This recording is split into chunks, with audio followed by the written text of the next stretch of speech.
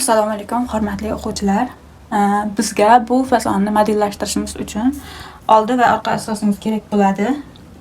Bu reglan koketkali fasonlar klassik fason bo'lib, juda ham ko'pchilik haligacha kelishadi.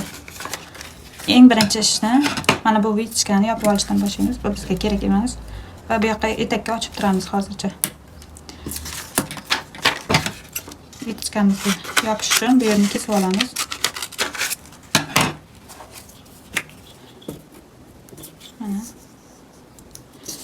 Vitichkamizni yopib oldik. Endi ikkinchi qiladigan ishimiz yoqalarni shaklini chiqarib olishimiz kerak, ya'ni yoqani modellashtirib olamiz. Xo'p, buning uchun biz yelka tomonga bo'yin o'yindisidan 4 yoki 5 sm yuramiz. Keling, men 5 sm yuraman. Bu ixtiyoriy. Mana 5 sm yurdim. Endi mana bu oldi o'rta chiziqdan pastga qarab ixtiyoriy tushamiz. 1 yoki 2 sm. Men 2 sm tushaman. Mana 2 va 1,5. Xohishingiz yoqani qancha chuqurlik bo'lishini xohlasangiz o'shancha tushishingiz mumkin. Endi bo'lsa yoqani shaklini chiqarib olamiz. Yoqani siz ixtiyoriy, misol uchun shaklini chiqarishingiz mumkin lekala bilan yoki qo'lda, farqi yo'q.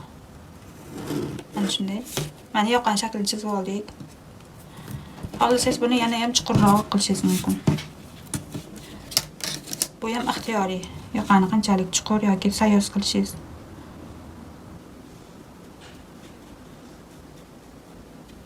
Chiroyli joyini izlasangiz o'zi chiqadi, o'zingizga qo'lingizga o'tiradigan. Mana yoqamizni chizib oldik.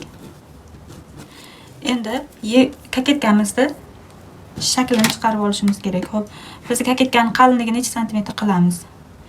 6 sm qilsak ham bo'ladi. 7 sm mening nazarimda sal qalinroqday bu fason uchun. O'shaning uchun 6 sm qilamiz. Mana bu yelkadan 1 sm olib tashlaymiz. Chunki mana bunaqa koketkali fasonlarda yelkasi sal ixchamroq bo'lib turgani chiroyliroq ko'rinadi. Chunki zborkaga yengga zborka berganingizdan keyin yelkaga salgina chiqib tursa chiroyliroq ko'rinadi. O'shaning uchun klassik bunaqa reglan yoqali koketkalarimizda har doim yelkasini ixchamroq qilardik. Mana bu yerni mana 6 sm qilyapman koketkani enini. O'shani 6 sm da hozir belgilab chiqaman. Xo'p, mana endi bu yerdan yelka tomondan mana bu yergacha necha santimetr tushamiz? Mana bu yerda keyin koketkamizni o'lchaganimizda old kengligi ham bo'ladi. Misol uchun ko'pchilikda 32 sm bo'lishi mumkin o'rtacha razmerlarda. Men shuni hisobini ham qo'yib olsangiz yana yaxshi bo'ladi. Mana bu hozir yelkadan ortiqcha bo'lib qolganini oyoqqa olib kelib tutashtirib qo'yamiz. Ya'ni bu yerda olib tashlanadi. Kesib koketkada. Shunday qilib oyoqqa olib kelib tutashtirdik, bu yeri kesilib ketadi. Endi mana bu o'z-o'zidan mana bu yerdagi oldi kenglik, ya'ni koketkaning oldi kengligi paydo bo'ldi. Endi esa mana bu yeridan 8 sm tushdik. Yelkadan mana bu qismgacha va bu yerlari 6 sm. Hamma joyi shunday 6 sm. Endi buni tutashtirib olamiz bir-biriga.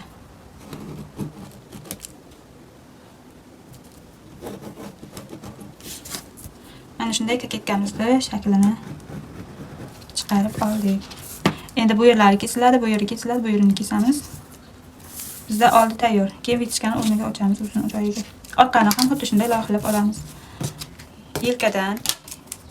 Yoqadan yelka tomonga 5 sm kiramiz. Orqada esa mana bu koketkani enini 6 emas 7 sm qildim. Mana bu yer 7 sm chunki yelkamiz 1 sm oldiga qaraganda kengligini hisobiga buni 7 qilib oldimda, buni bu yerga posatkaga berib yedirib olamiz. Xo'p. Chuqurligi uchun esa mana 3 yoki 4 sm orqa yoqa chuqurligiga. Bu yeri 5 sm bo'ldi. Bu yeri 4 sm tushdik. Bu ixtiyoriy. Siz xohishingizga qarab buni modellashtirishingiz mumkin yoqani ham chuqurligini. Bu odatda bunaqa koketkali ko'ylaklar reglan yoqali chuqurroq bo'ladi. O'shaning uchun chuqurroq qildim. Endi mana bu yerdagi ortiqchalikni, mana bu yelkadan ketadigan ortiqchalikni ayo nuqtaga olib borib tutashtirib qo'yaman. Biz ayo nuqta mana shu yerda bo'ladi. Ya'ni ayo nuqta deganim, ya'ni bu S nuqta chalg'imning Hamma har xil aytadi, o'shaning uchun mana S nuqtaga olib kelib tutashtirdim.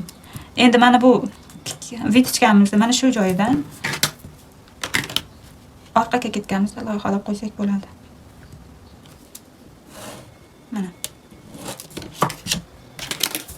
Xuddi shunday to'rtburchak orqani to'rtburchak kaketka qilib loyihaladim. Lekin buni siz ixtiyoriy, hattoki mana bunday shakl ham berishingiz mumkin. Bu sizning ixtiyoringizga ko'ra. Agar siz mana bunaqa qilib orqaga ham dumaloq shakl bermoqchi bo'lsangiz, bemalol berishingiz mumkin.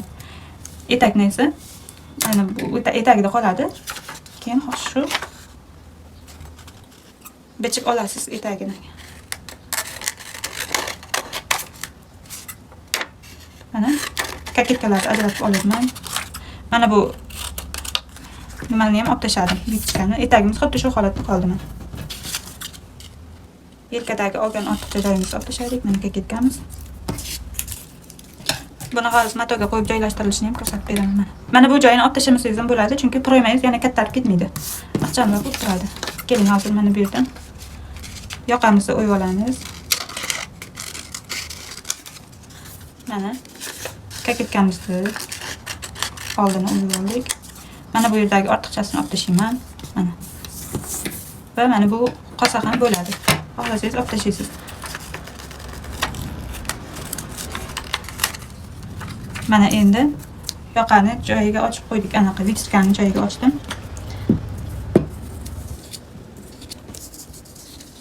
Hozir buni ko'tarib. Endi mana bu vitichkani ortiqcha joyini olib tashlaymiz. Bu bizga endi kerak emas. Mana shunday ko'rinishda ortiqcha joyini shunday qilib olib tashlaymiz va shu yerga chok haqqa berib zborkaga yig'amiz mana bu yerga. Xo'p, mana bu yerda hozir o'zi vitichka hisobidan ham zborka hosil bo'ldi.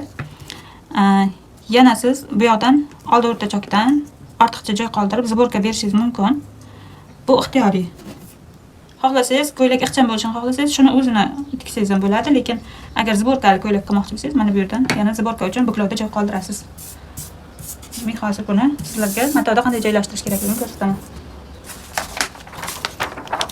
Mana bizda oldi va orqa. Xo'p, kaketkani mana buklovga joylashtirdim. Bu yerdan 1 sm, mana bu yerlardan 1 sm, yelkaga 1,5.